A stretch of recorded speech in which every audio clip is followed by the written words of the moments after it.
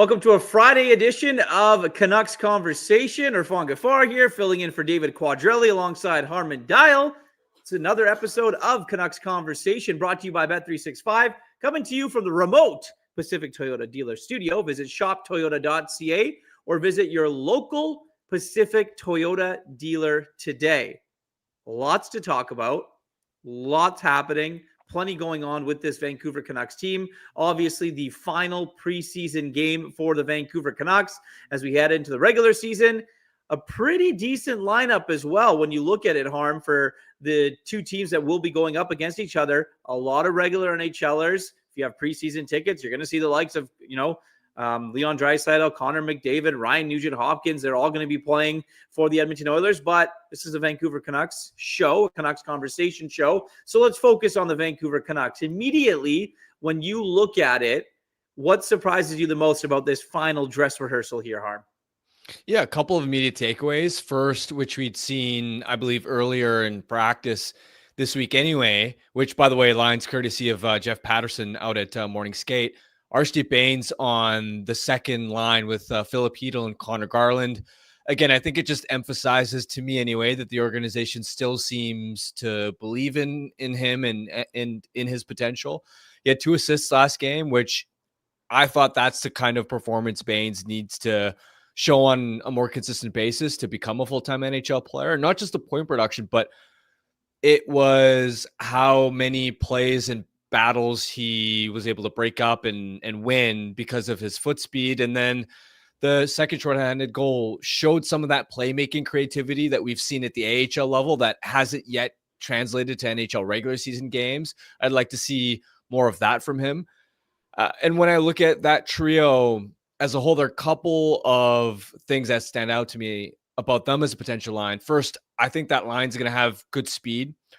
We know Hedl as a neutral zone puck carrier is probably the most dynamic forward that they have. But then also you have Garland, who isn't necessarily a burner in a straight line, but has that agility down low, the escapability, the turns, the cutbacks to where he's really elusive down low in the offensive zone. And then you pair that with Bains, who we haven't seen his speed play necessarily as a dynamic puck transporter, but you notice it when he's on the forecheck as a first or second man in. It allows him to help whatever line he's on get in on the forecheck.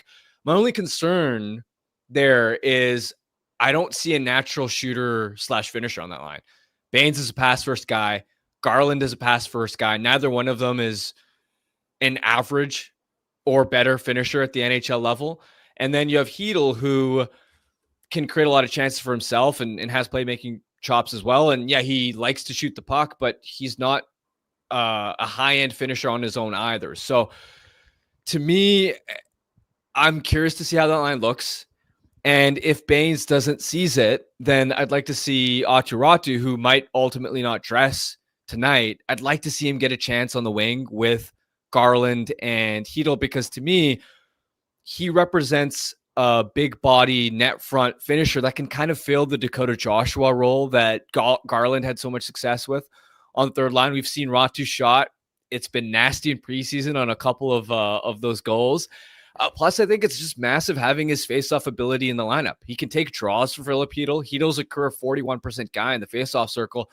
Plus, Elias Pettersson, your other top 6 centerman, is 45.7% in the faceoff dot in his NHL career. So I personally would have liked to see Räty get an opportunity in that role, but we'll see what Bains does. And I'm not going to knock the coaching staff for trying it because Bains is coming off arguably his best preseason game. Jacob, you want to pull up those lines again from JPAT this morning here at Rogers Arena? Thank you so much. So look at the first line. Obviously, that's probably set in stone with DeBrusk, Elias Pettersson, and Brock Besser. Bains, Hedl, Garland, that second-ish line. Kane, Coots, Lekkerimäki is interesting to me because you mentioned the not being able to score on that second line, right? You know what Connor Garland has done. Philip Hedl, can put the puck in the net occasionally. Archie Bains obviously isn't known for that. But then you have a guy who has scored and has proven that he can score at a high level in the National Hockey League in Evander Kane, playing with a rookie and basically another rookie in Jonathan Lekkerimäki. I just wonder how long before Kane and Bains decide, or the coaching staff decides to switch Kane and Bains, if that's what they decide to do, or like you mentioned, Ratu coming in for Coots, taking him out. This is obviously after or for opening night that we're talking about, and then or moving to the wing. I just wonder how long the Coots experiment is. And when you look at it, Ratu probably has to be in the opening day lineup. If not, I don't think that Coots will travel with the team to Edmonton. I think that when you're on the road, the matchups get a lot tougher. You know, the Connor McDavid, Leon Draisaitl's can come over the boards when Coots is out there. You can protect him a little bit more at home. Maybe say, you know what, you've earned this. You've earned the debut here for this team in Rogers Arena. But after that, you know, you're going to go back to junior. So that's another interesting point that I think that they're obviously considering as well. But for you, does Arshdeep Bains need to do any more to crack the opening day roster? Because I think what we see is what we get from him. Do you not feel the same way? Yeah, but if you're going to be a top 9 player at the NHL level, he's going to need to show more of what he did last game, which we haven't seen on a consistent basis. We know to this point that he can be a guy, we've mentioned this before, who in case of injuries or you just need another body that can play on a fourth line and isn't going to hurt you because he has good defensive details, he generally wins his battles, is just a safe player that the coach can trust. We know that he's got that floor there as like a 13th, 14th forward. But if you're playing him with Hedl and Garland, he's going to need to produce. And I also think we should be clear, Kane, I'm sure in the coaching staff's eyes, is probably the best fit with Hedl and Garland because he brings that big body net front finishing ability. But I think they really want to put Coots and Lekkerimäki in a position to succeed, and especially with Coots and Lekkerimäki both being smaller bodies too. It's not just the experience factor. Coots and Lekkerimäki are both below 6 feet. I'm sure they looked at that potential combo and said, Coots and Lekkerimäki look dynamic together. They could really have some offensive upside, but they need a bigger body that can be disruptive, that can make his presence known on the forecheck, that can go to the front of the net and convert on some of the play driving qualities that Lekkerimäki and Coots might bring to the table. So I think that's part of what has opened up the opportunity for Bains with Hedl and Garland is they're trying to maximize Coots and Lekkerimäki and put them in a position to succeed by playing them with Kane, who otherwise is your number one choice to play with Hedl and Garland. Yeah, look, I think that for as many roster decisions that are set in stone, there may be the one that is the most curious here. And I think that that's why tonight's game is so important for so many different players. The guys that are out of the lineup don't even get that shot. So if you've made it this far and you get to play tonight, that's obviously another example as to what you're going to do or what you can hopefully do to impress your coaches. I mean, you saw, the assistant coach today for the Vancouver Canucks talk about it's an important time. There are some tough decisions that are going to be made here after tonight's game and into the weekend before they have to submit their rosters on Monday night. Defensively, when you take a look at who's playing tonight, what do you hope to see from a guy like Tom Willander?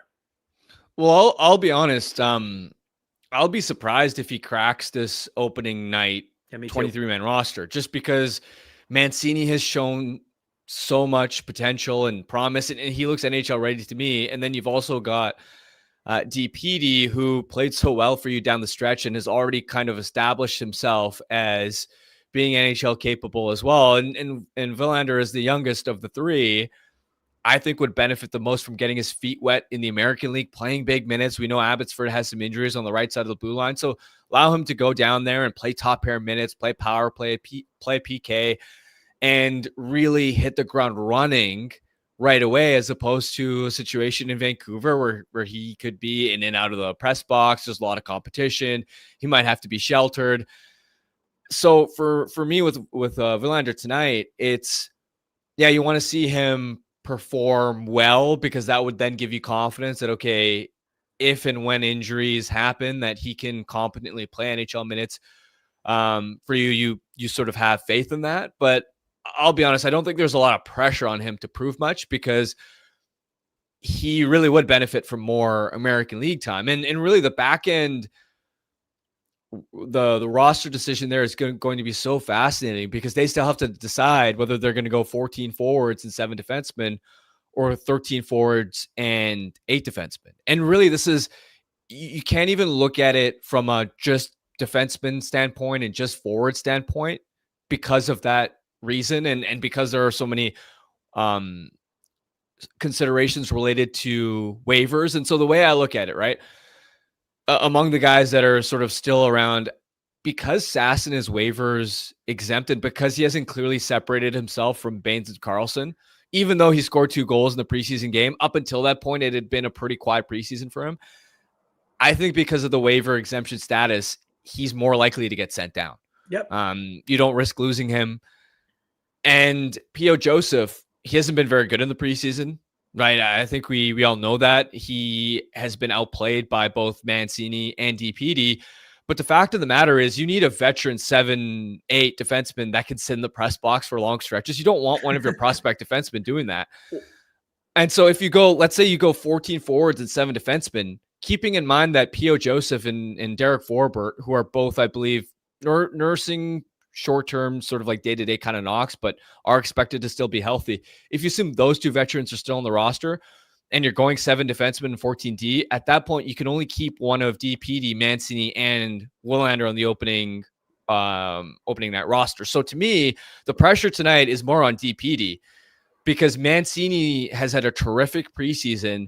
He's knocking on the door. And if DPD struggles tonight, I think that opens the door for Mancini to potentially leapfrog him as a 6th defenseman. And then again, if you're going 14 forwards, then maybe DPD has to go down to Abbotsford, because the alternative is you could go 13 forwards and 8D, but then you have to commit to sending one of Coots, Leckermacky, Baines, or Karlsson down. And because Baines has been pushing lately, does the organization feel hesitant about the idea of placing him on waivers and potentially losing him? So the organization is in a pretty tricky spot here. And like you said, tough decisions coming up. Well, and I also think that you play the home game, you go on the road, then you come back, but then you're gone for a while. And I think these road trips, I don't know what they're going to do, but you might want to carry 8 defensemen. You might have to. And with what the Canucks have shown right now, with what they're doing with Derek Forbort, they're doing load management.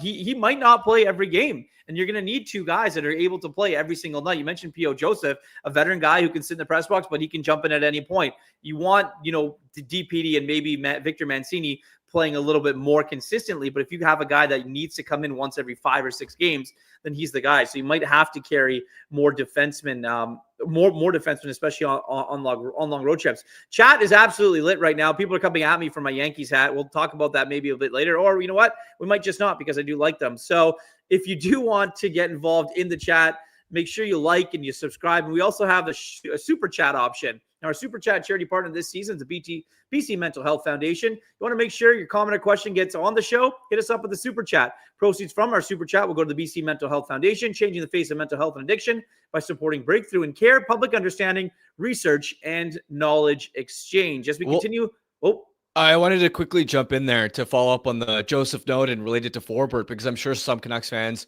and I think Calcio Storico mentioned that's Forbort to me, veteran who we don't need to play every game.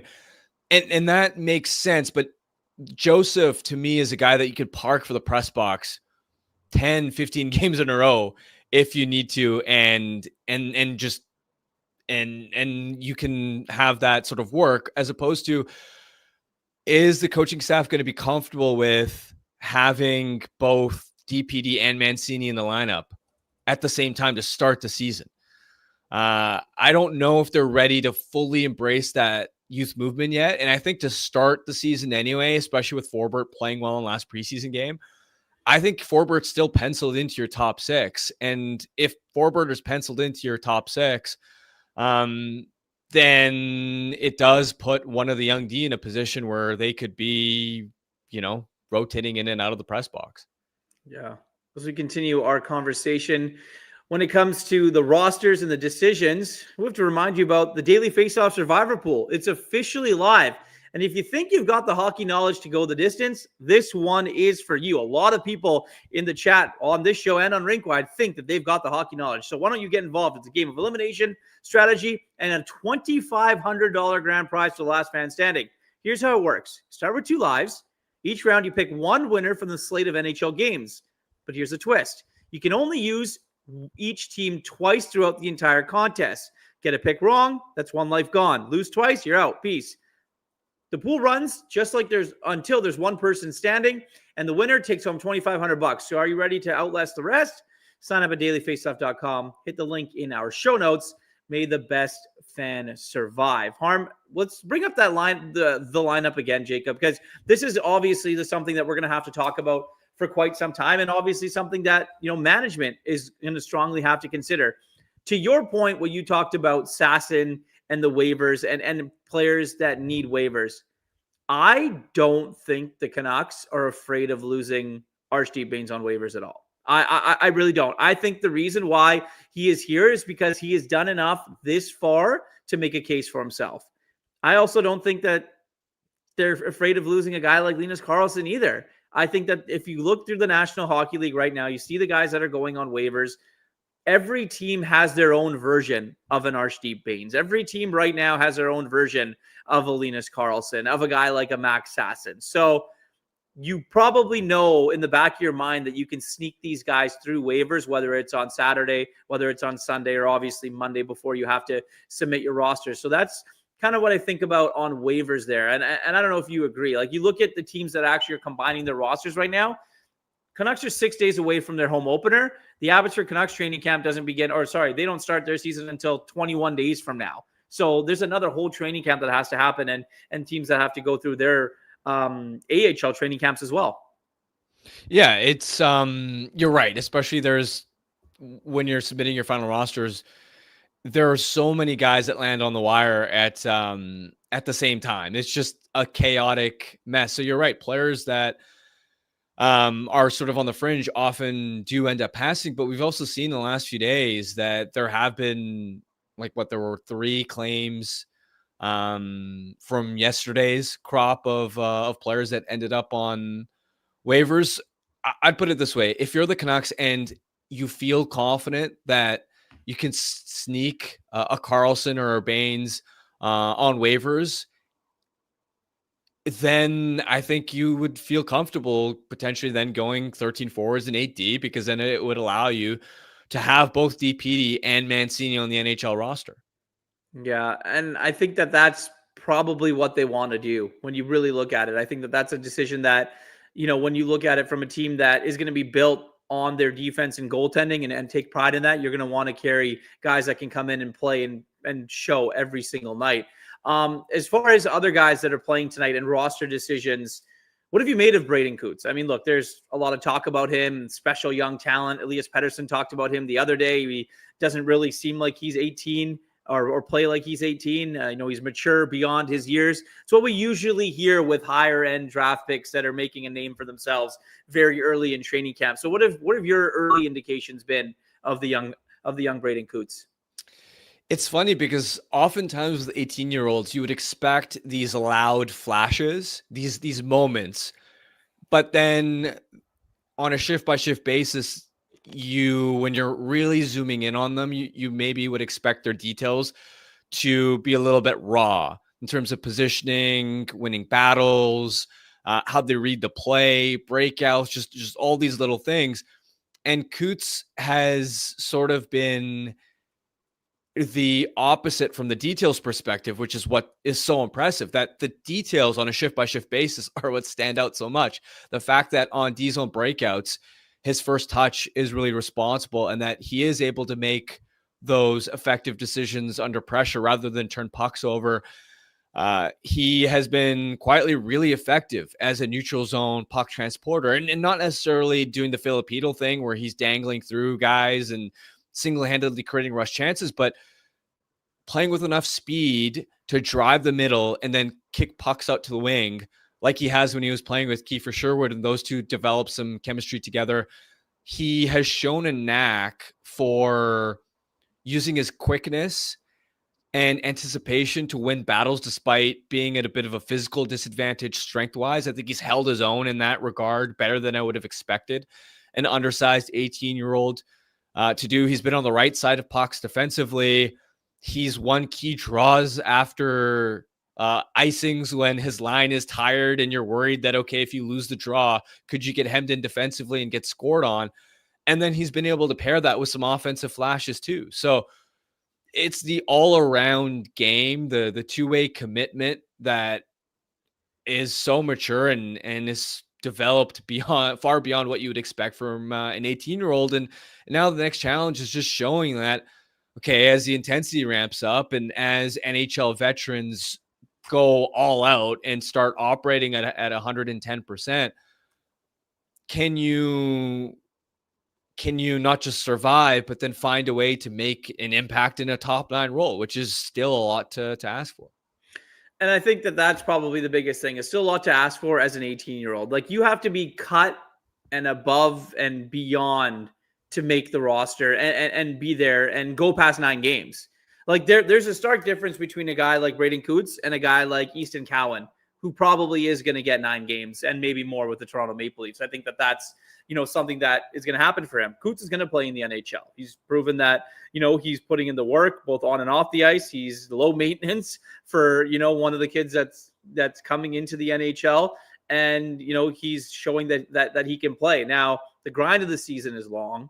And I also think that, if you're the Vancouver Canucks, you have Aatu Ratu. Like, he's got to be there opening night. I think right now this is a case of you've earned enough of a right to be there in the conversation right now, but we kind of know which direction it's going to go. When I wanted to ask you actually about this as well, are there any other fringe type of players, or is there any other battle that you're looking at and for any of the players here in tonight? No, I would just want to. I would just double down, and I would also just double down and say if Baines doesn't seize the opportunity in the top 6 today, I'd like to see Ratu get the next crack, because again, big body, net front score. I think that profile can work with Garland and Heedle's puck possession. So I in fact again would have liked to see Ratu maybe even get that first crack in that spot over Baines. Just because I think stylistically that profile of player, when you go back to Joshua's success with Garland, has worked. And Ratu hasn't shown a lot from a play driving perspective in the preseason necessarily, but he's been reliable defensively, and we've seen a couple of nasty snipes. So he's somebody that I'm going to be keeping my eye on, depending on what happens with Baines in this final preseason game.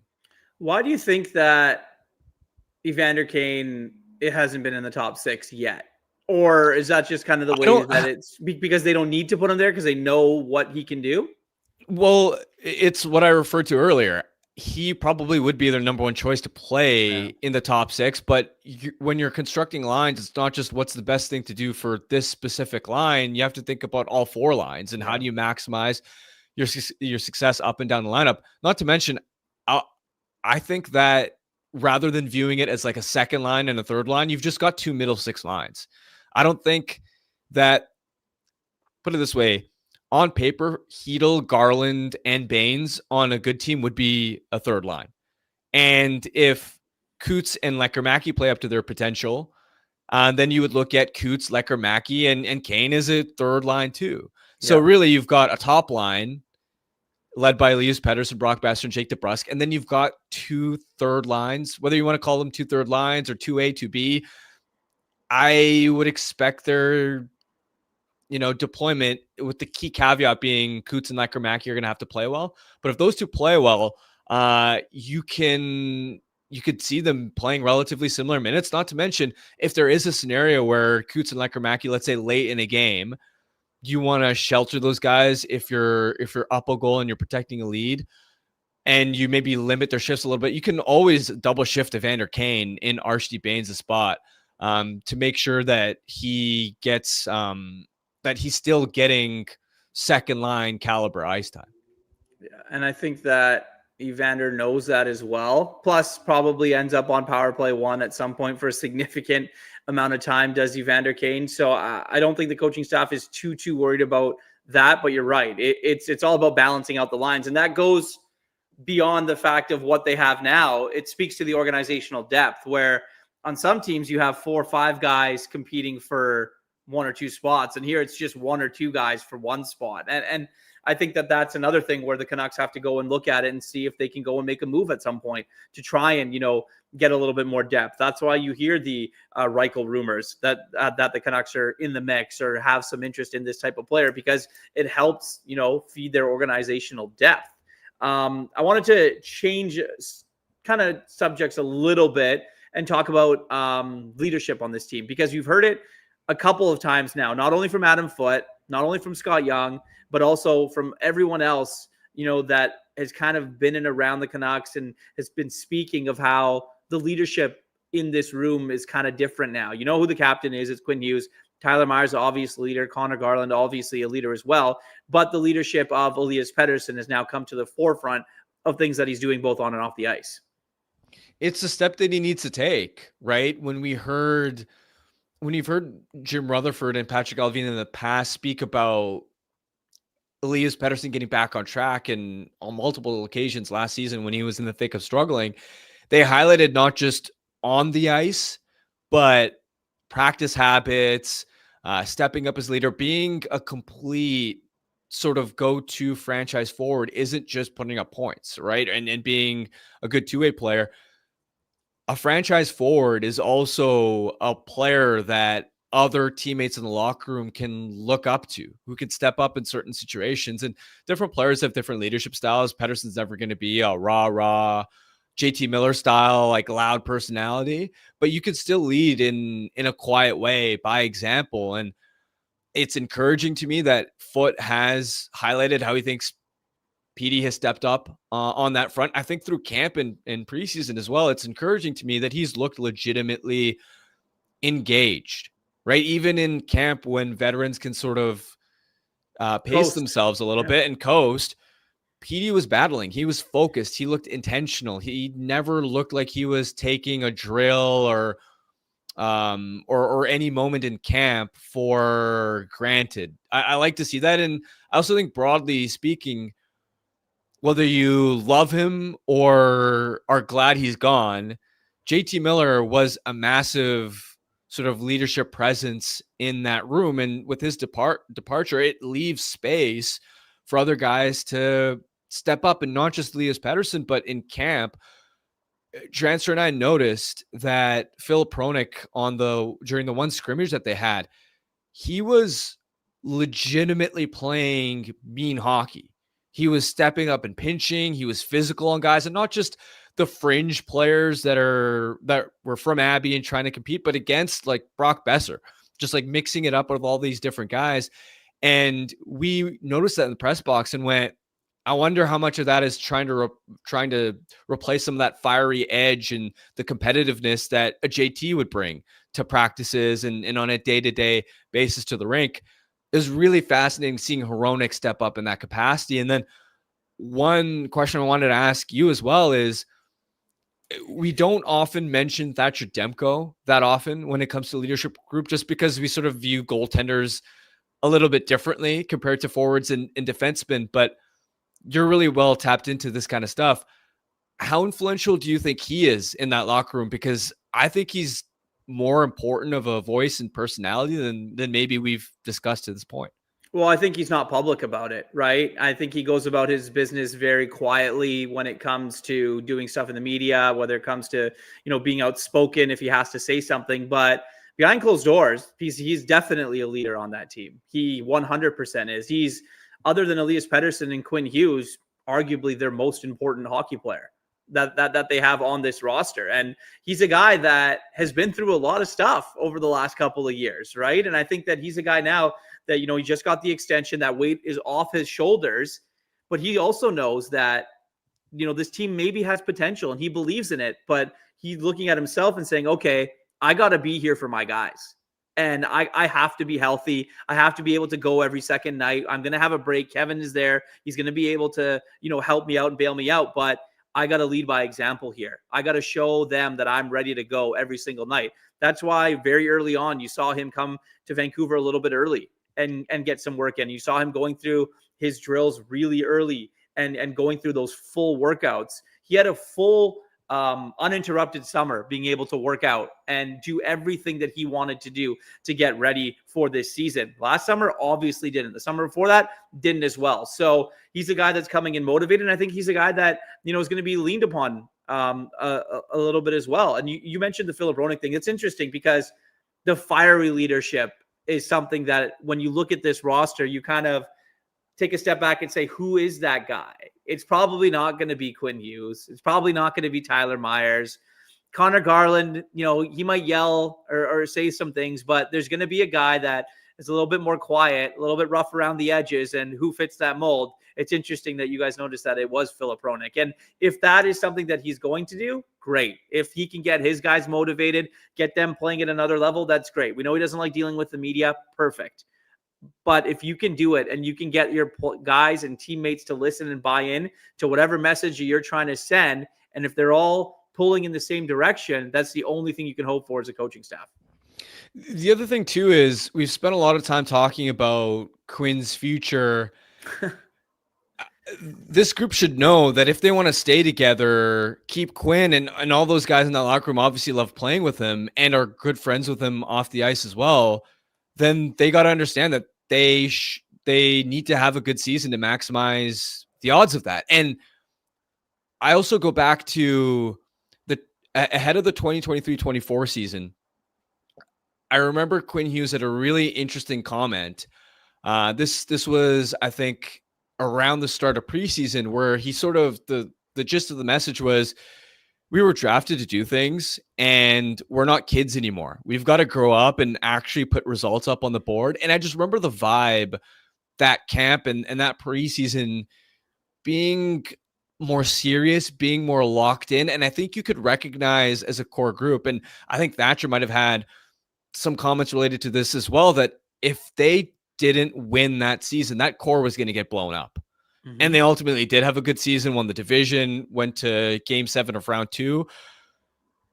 I would hope, and I do sense that this group has recognized that with Besser extended, Demko extended, Garland extended, they've been sort of given a second lease on life as a group together.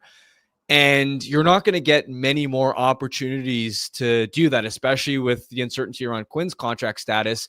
And you would hope because of that, the group and the core understands from a big picture perspective how dialed in they have to be and sort of have their eye on the ball the whole time.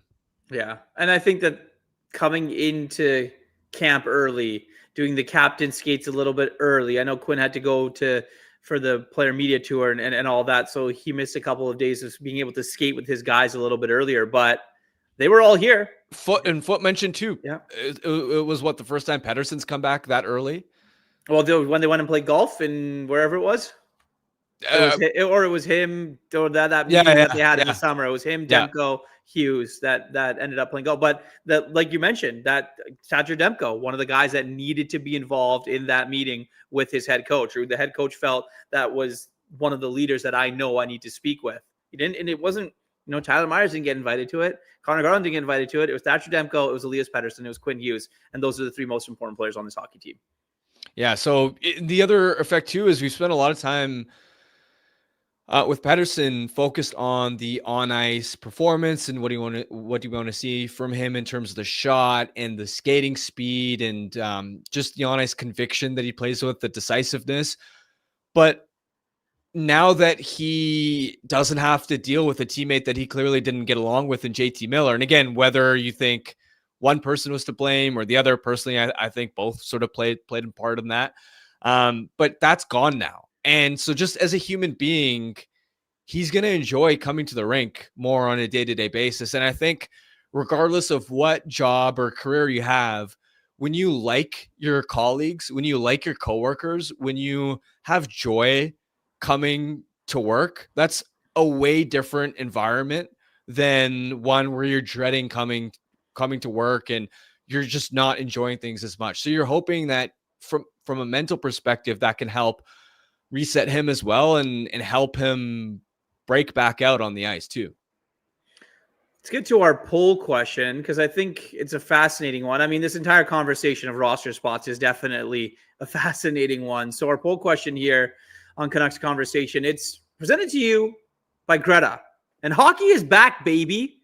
Dropping the puck on a brand new season as the Vancouver Canucks take on the Edmonton Oilers. And guess what? We got a watch party. But it isn't just your ordinary watch party. It's a full-on hockey celebration with the Canucks Army crew, plus friends from Winkwide. Hey, that's me, Sekeres and Price Gang, bringing the ultimate game day experience, hosted by Canucks Convo's own David Quadrelli. You've got every game on the big screen, game day specials, giveaways, surprises all night. Doors open at 6, puck drops at 7. Grab your crew, rep your gear, get ready for the kind of season opener party only the Army can pull off. Tickets are free. Just register at nationgear.ca. Seating's limited. So text Greta at 604-256-4022 or visit the open table link in our bio.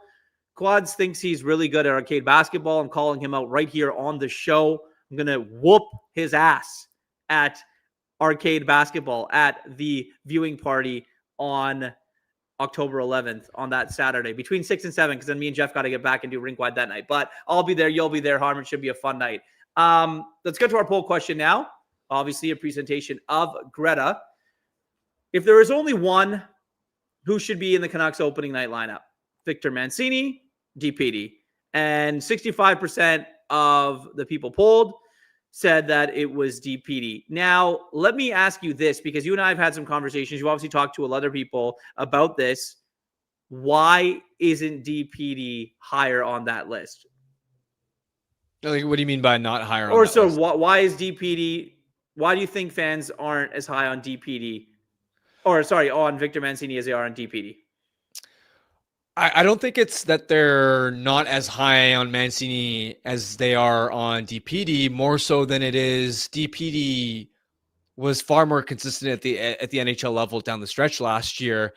I think fans love both players. It's just DPD is a little bit more proven, and as well as Mancini has played, and he has been a standout without a question. DPD has also been rock solid in camp and preseason. He's given zero reason to this point to make you think, oh, this guy is not NHL ready and won't be able to continue what he showed, what he showed last year. So I think that's the reason why the poll is leaning a little bit more towards DPD than it is Mancini. I'll be honest, the last preseason game against Calgary was the first time that I internally even started having that as a debate or a question in my mind about could Mancini leapfrog DPD for that 6th defense spot for game 1 of the regular season. Because up until that point, I'd always been thinking, if these two are close, you have to give DPD the edge because of what he's proven last season. I still lean that way now, but Mancini's done enough to make things interesting. And if DPD were to struggle tonight, which I don't think he will, but if he does, then that does open the conversation up for it to be a legitimate debate. I think that the fans like the fact that DPD plays with enough consistency. Mark says in our chat, DPD has a nice blend of skill and a nasty edge. And I think that that's one of the things that when you look at him, you kind of see. You don't really notice him too much, but when you do, it's for the right things. Whereas Victor Mancini, you notice him for the right things, but unfortunately, you're noticing him for the wrong things too. And I think that's a big thing where coaching staffs say, okay, you are good in your own zone. You can do things right, but when the mistakes are made, they're really hard to correct. And I think that that's one of the things that might set Elias Pettersson, the defenseman, ahead of Victor Mancini. Yeah, and Mancini is more of a rover. Yeah. Typically, when you think of a third pair, you don't think of having a rover on it stylistically. DPD's stylistic profile, meanwhile, is more your hybrid two-way kind of shut down third pair defender. But in having said that, I thought Mancini last game cleaned up a lot of those subtle details and played within himself and limited those mistakes. I thought he was excellent against Calgary. He wasn't turning pucks over. He was great on the PK, over 7 minutes of ice time, shorthanded. He managed the game well in terms of when do I try and skate pucks versus when should I make the simple play and live to fight another day. So, but then again, is one game of that mistake-free hockey enough for the coaching staff to have believed that it'll translate on a consistent basis in regular season games? I'm not sure. Now, the beauty is if you can find a way to have 8D and both those guys make the roster, then you can have a scenario where if DPD plays game one of the regular season or plays one or two games, you can rotate them in and out. And it doesn't need to be well, whoever is 6 on the depth chart has to play 10 games in a row, and the 7 has to sit there for that long. I just quickly want to ask you, do you think that whoever plays opening night, if they play well, they'll continue? It's like win and you're in, basically? Well, but that's the key. You have to keep playing well, right? Yeah. And there's no, like, your leash might not be long in that kind of scenario, which I don't think is a bad thing, right? Because when you're that young, you're also still learning the NHL. And I know that coaches also think that sometimes it's not a bad idea for young players who are learning the league to occasionally view things from the press box and get a different perspective. Okay, let me ask you. You're put yourself in the coach's shoes there. You're making the decision the Canucks play tomorrow night. They open the season against the Edmonton Oilers. Is it DPD or is it Victor Mancini? From what you have seen here throughout training camp, I would give the nod to DPD. Just because I feel I'd be able to trust him a little bit more defensively, especially if it's on the road and I can't control matchups. I have more faith that if you end up in an unfortunate spot where with last change, the Oilers are able to get McDavid or Draisaitl over the boards, maybe even both of them if they're playing on the same line, out there against your third pair, I'd have a little bit more confidence in DPD being able to hold his own than Mancini. But I'll be honest, the gap is way closer than I thought it would be at the start of camp. At the start of camp, I didn't even think this would be a discussion at all. I just assumed that, all right, DPD's going to be number one on the pecking order by a fair bit of distance, and then it would be Mancini and Villander sort of contending to be next up. But it's become a situation now where you'd still probably have DPD 1 onto the depth chart among those 3 young defensemen. But it's like Mancini and DPD are in their own tier right now, in my opinion. And then you have Villander below them, who he's performed well, but I think quite clearly needs AHL time in a way that I don't think that DPD and Mancini necessarily need. No, and I think that, Willander's going to go get that time down in the American League in the jungle, and he's going to learn, what it takes to be a pro. I think that those games, but it's probably for the best when young players that are, really good tie-in prospects go and play down there. It's probably better for them to play down there than play up here, unless you're playing in the top 4.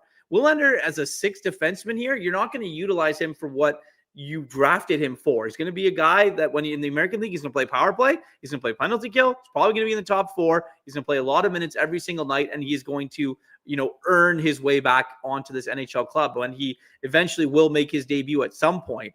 But for guys that have the experience, for guys that have played, I mean, you look at Victor Mancini in the Calder Cup playoffs last season. The guy was a menace, right? He was all over the place. Obviously, DPD didn't have to go because of how well he played and how long the season ended up being for him here at the NHL level. But I think that kind of propelled Mancini to have a big summer, to go in and do what he needed to do to be able to put himself even to have this conversation that you and I are having as to who they're going to play in 6 days from now. Also, his physicality is something I've really liked in preseason. I think that's become an intentional part of his game. We've seen him a couple of times in neutral zone stand up, some D zone battles where it's sometimes you have bigger defensemen that don't know how to use their size or just don't have aggression in their DNA. The highest profile example of that right now in the league is probably Owen Power. Dude is 6'6", but you watch him play and he looks soft. He gets out muscled at the front of the net in battles down low. He just doesn't have a single mean bone in his body. So size isn't everything. And I think we've known DPD has always had that sort of meanness and physicality to his game. Mancini, I don't think it was quite as prevalent last year, but coming into camp and preseason so far, we've seen him play aggressive down low in the defensive zone and just straight up body and bully guys on occasion, which I think, again, stylistically, Adam Foote, given the style of defenseman he was, is going to appreciate that when he's thinking about who he wants on his third pair. And it's nice that both guys, Mancini and DPD, they can skate, they can break pucks out.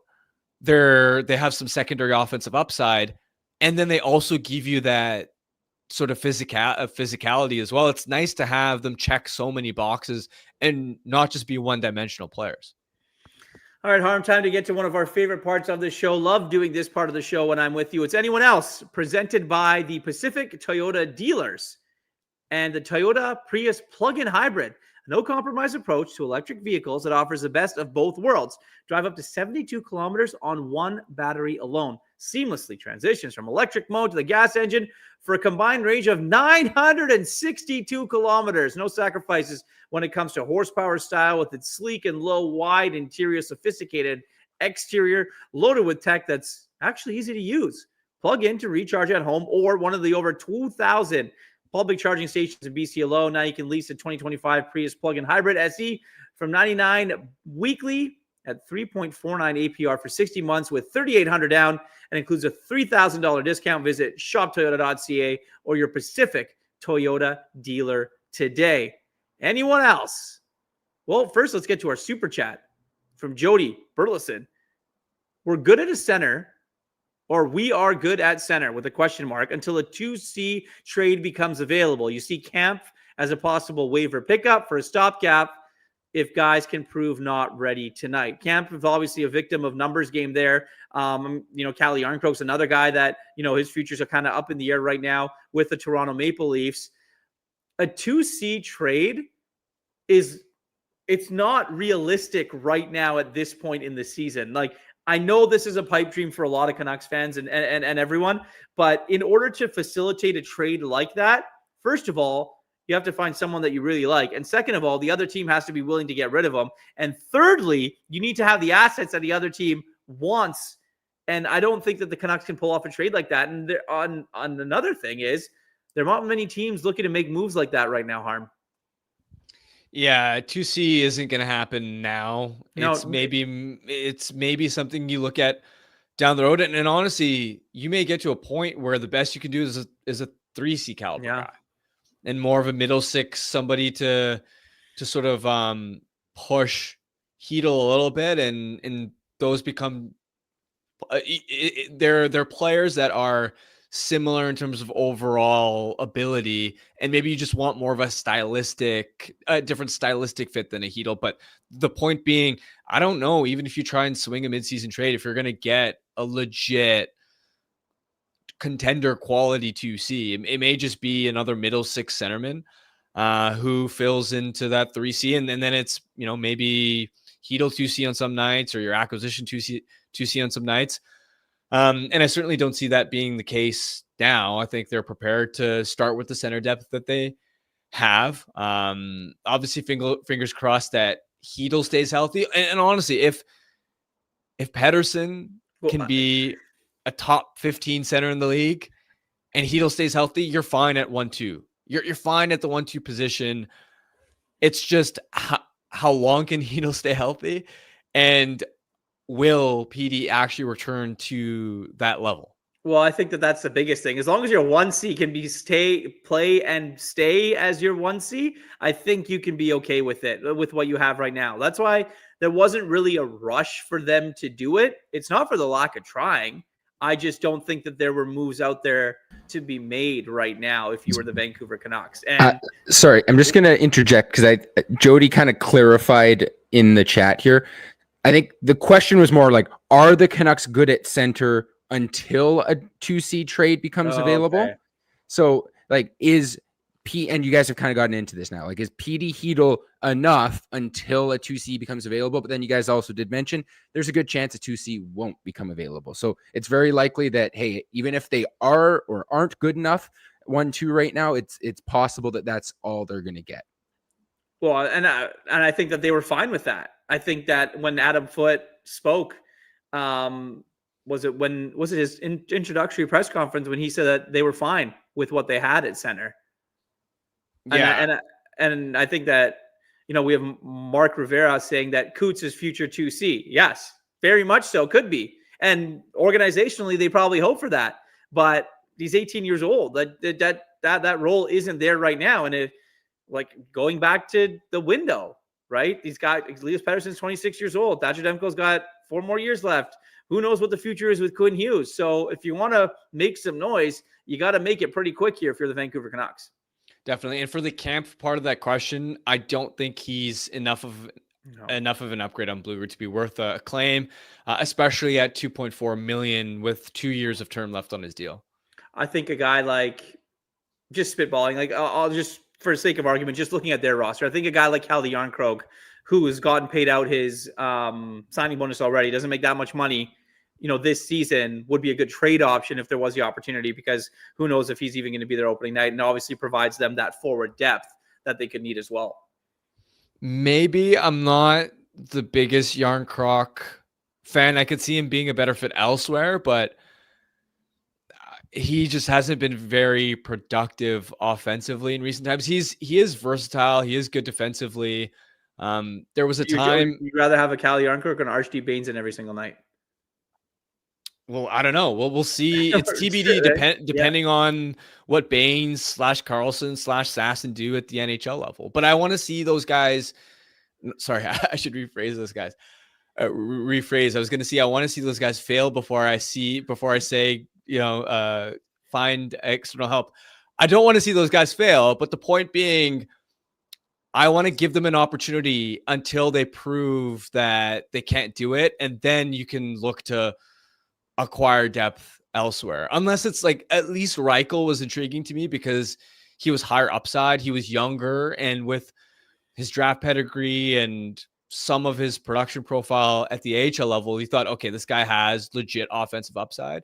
Jarnkrok's older, and I just think his best days are past him. I don't think he's enough of an upgrade on the Baines, Carlson, Sasson tier to be worth calling on, unless I know 20 games in the regular season that none of Baines, Carlson, and Sasson are actually ready for full-time NHL duties. Well, here's the other thing as well, Harman's cheap, right? It's who can play on this roster. You've got 1.337 in cap space right now, projected cap space as it currently stands right now. So you hope that you have some of these guys, these depth players that aren't on big contracts, like the Baines of the world, like the Ratus, like the Linus Karlssons, that can go in and make a contribution night in and night out, because a 2C is going to cost a lot of money.